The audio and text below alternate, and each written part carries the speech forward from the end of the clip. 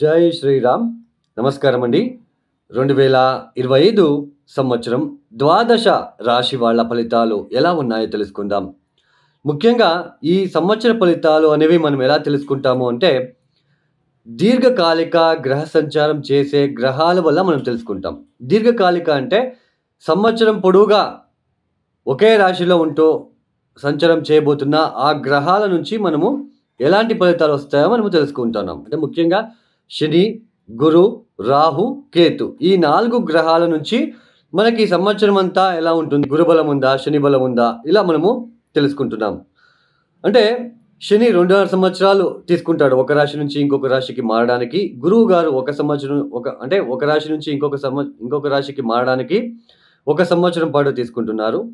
రాహు, కేతులు ఇద్దరు కూడా ఒక రాశి నుంచి ఇంకొక రాశికి మారడానికి 18 మాసాలు తీసుకుంటున్నారు. ఇక్కడ ముఖ్యంగా ఈ గోచార ఫలితాలు అంటే రాశి ఫలితాల మీదే ఎక్కువ మంది డిపెండ్ అవుతున్నారు. మనకంటూ ఒక స్వజాతకం అనేది ఉంటుంది.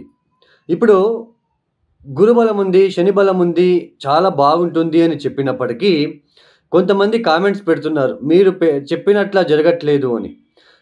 ఎందుకు అంటే మీ జన్మ జాతకంలో ఏదైనా గ్రహదశ జరుగుతూ ఉన్నప్పుడు, ఏదైనా గ్రహదశ అంటే దుస్థానానికి సంబంధించిన గ్రహదశ జరుగుతూ ఉన్నప్పుడు, మీ జాతకంలో శని బలహీనపడ్డప్పుడు, అక్కడ గోచారంలో ఇప్పుడు శని మీనరాశికి వెళ్తున్నాడు. అక్కడ అష్టకవర్గ బిందులు తక్కువ ఇచ్చి ఉంటే ఆ ఫలితాలు అనేది పూర్తిగా రావు. దశాభుక్తి మనం మ్యాచ్ చేసుకోవాలి. ఇప్పుడు ఫర్ ఎగ్జాంపుల్ ఒక వ్యక్తికి శని మహాదశ అనేది జరుగుతున్నది. ఆ వ్యక్తికి శని బలిష్టంగా ఉన్నాడు, మంచి స్థానాల మీద ఉన్నాడు, మంచి నక్షత్రం మీద ఉన్నాడు. సో బలిష్టంగా ఉన్నాడని అర్థం. ఆ దశ కొద్దిగా బాగా జరుగుతూ వెళ్తూ ఉంటుంది.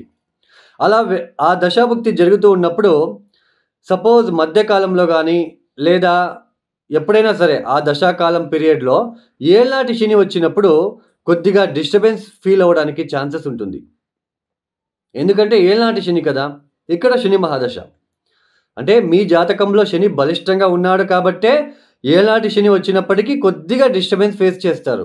ఏళ్ళనాటి శని వచ్చినప్పుడు అందరికీ ఇబ్బందులు రావు. ఇది బాగా గుర్తుపెట్టుకోండి. అదే ఒక వ్యక్తి జాతకంలో శని బలహీనపడ్డాడు, పూర్తిగా బలహీనపడ్డాడు.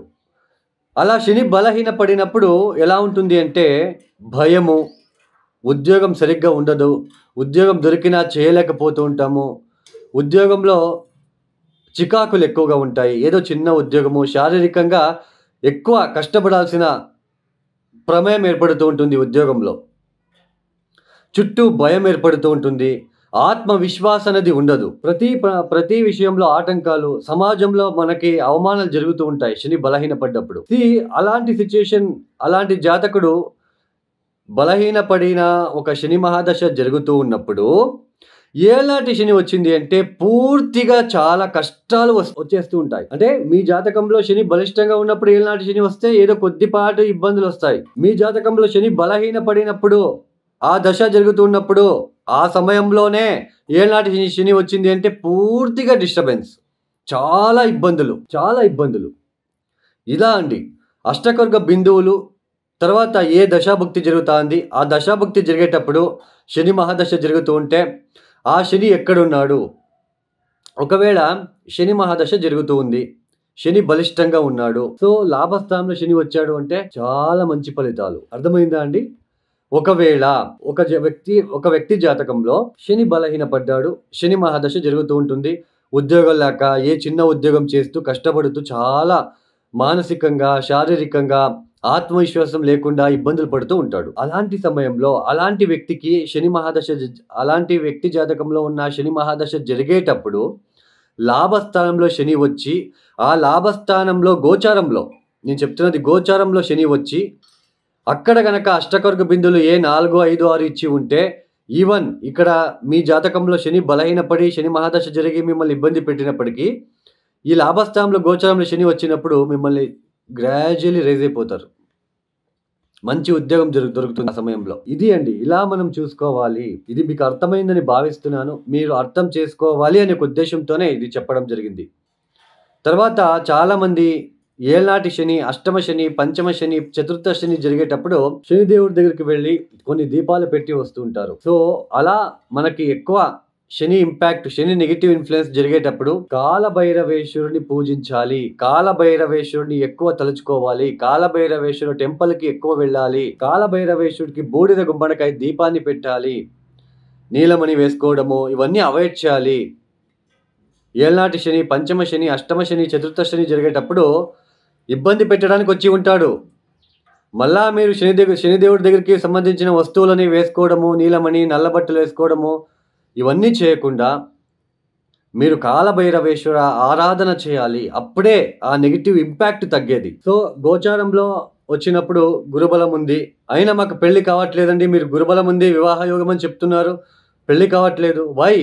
మీ జాతకంలోకి చెడు గ్రహాల దశ జరుగుతున్నప్పుడు, సో నెగిటివ్ ఇన్ఫ్లుయెన్స్ జరుగుతున్నప్పుడు ఇబ్బందులు ఉంటాయి. అక్కడ మీ జాతకంలో ఏ దోషాలు ఉన్నాయో వాటికి సంబంధించిన పరిహారాలు చేసుకోవాలి. చిన్న చిన్న సింపుల్ రెమెడీస్ వేళ్ల కొద్దీ ఉన్నాయండి. చూడండి, అందరికీ హోమం వర్తించదు. అందరూ హోమం చేపించుకోగానే ఆ నెగిటివ్ ఇన్ఫ్లుయెన్స్ తగ్గదు. ఇది బాగా గుర్తుపెట్టుకోండి. జమ్ స్టోన్ వేసుకోగానే కోట్లు సంపాదిస్తాము, this is fake, this is wrong sentence. కొన్ని సింపుల్ రెమెడీస్ వేళ్ల కొద్దీ ఉన్నాయి. ఫర్ ఎగ్జాంపుల్, చంద్రుడు అంటే ఏంటి? నీళ్లు, వాటర్. ఈ ఎండాకాలంలో వాటర్ అందించండి. లేని వాళ్ళకి వాటర్ ఇవ్వండి. ఎవరైనా వాటర్ అడిగితే కప్పులో పూర్తిగా ఇవ్వండి, అర్థం సగం ఇవ్వకుండా. సో ఇది అండి, ఇలాంటి రెమెడీస్ వేళ్ల కొద్దీ ఉన్నాయి. ఆ గ్రహము జలతత్వ రాశిలో ఉందా, అగ్నితత్వ రాశిలో ఉందా, భూతత్వ రాశిలో ఉందా, వాయుతత్వ రాశిలో ఉందా చూసుకొని మనము పరిహారాలు చేసుకుంటూ వెళ్ళాలి. సో ఇది అండి. సో ఇక 2025 మార్చి 30వ తేదీ శని భగవానుడు కుంభరాశి నుంచి మీనరాశికి వెళ్ళి సంచారం చేస్తున్నారు. తర్వాత గురువు గారు మే 13వ తేదీ వృషభ రాశి నుంచి మిథునానికి వెళ్ళి సంచారం చేస్తున్నారు. ఇక రాహు కేతులు మే 18వ తేదీ తర్వాత రాహు కుంభంలోకి, కేతు సింహంలోకి వెళ్ళి సంచారం చేస్తున్నారు. ఇక ద్వాదశ రాశుల వాళ్ళ ఫలితాలు ఎలా ఉన్నాయో తెలుసుకుందాం ఒక్కొక్కటే. తులారాశి. ఈ తులారాశి వాళ్ళకి 2025వ సంవత్సరంలో ముఖ్యంగా మార్చి 30వ తేదీ తర్వాత పంచమ శని గ్రహ ఒక దోషం నివారణ అవుతున్నది. షష్ఠ స్థానానికి వెళ్ళి సంచారంని చేయబోతున్నారు. 6వ స్థానం శని యోగ స్థానంలో ఒకటైన 6వ స్థానంలోకి శని వెళ్ళడం అనేది చాలా మంచి ఫలితాలు అనేది వస్తాయి. అయితే అష్టకర్గ బిందులు చాలా ఇంపార్టెంట్, దశాభుక్తి చాలా ఇంపార్టెంట్. తర్వాత ఇప్పుడు శని 6వ స్థానానికి వెళ్తున్నాడు. ఆ 6వ స్థానంలో శనికి శత్రుగ్రహాలు ఏమైనా ఉన్నాయా ఆ స్థానంలో మీ జాతకంలో అనేది చూసుకోవాలి. మీ జన్మ జాతకంలో ఇప్పుడు మీనరాశికి శని వెళ్తున్నాడు. శని వెళ్ళినప్పుడు ఆ 6వ స్థానంలో శనికి శత్రుగ్రహాలు ఏమైనా ఉన్నాయా చూసుకోండి. సూర్యుడో, కుజుడో, కేతువు లాంటి గ్రహాలు ఉన్నప్పుడు కొద్దిగా ఆరోగ్యరీత్యా చాలా కేర్ తీసుకోవాలి మీరు. ఇక గురువు గారు మే 13వ తేదీ వరకు అష్టమ స్థానంలో, తర్వాత అష్టమ గురుగ్రహ దోషం తగ్గి నవమ స్థానానికి వెళ్తున్నాడు. గురుగ్రహం యోగించే, గురుబలం ఇచ్చే స్థానాలలో ఒక స్థానమైన నవమ స్థానానికి వెళ్తున్నాడు కాబట్టి గురుబలం అనేది రాబోతున్నది మే 13వ తేదీ తర్వాత.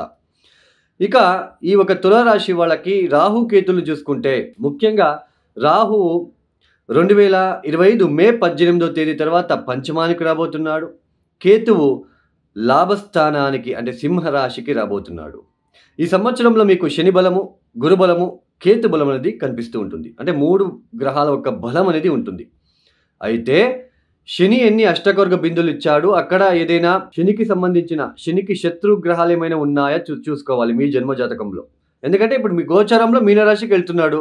మీ జాతకంలో కనుక అక్కడ ఏదైనా గ్రహాలు ఉంటే, శనికి శత్రుగ్రహాలు ఉంటే ఫలితాలు అనేది కొద్దిగా తారుమారు అవుతూ ఉంటాయి. తులారాశిలో పుట్టిన వాళ్ళందరికీ కూడా సేమ్ ఫలితాలు రావండి. అర్థమవుతుంది కదా. 6వ స్థానంలో శని వస్తున్నాడు, చాలా మంచి ఫలితాలు వస్తుంది, ఎక్సలెంట్ రిజల్ట్. అందరికీ ఎక్సలెంట్ రిజల్ట్ సేమ్గా ఉండవు. అది ఇట్స్ డిపెండ్స్ ఆన్ అష్టకర్గ బిందువులు, దశాభుక్తి ఇవన్నీ చూసుకోవాలి. తర్వాత గురుబలం ఇచ్చే స్థానాల్లో ఒకటైన నవమ స్థానంలో వెళ్తున్నాడు. గురుబలం అనేది తులారాశికి ప్రారంభమవుతుంది.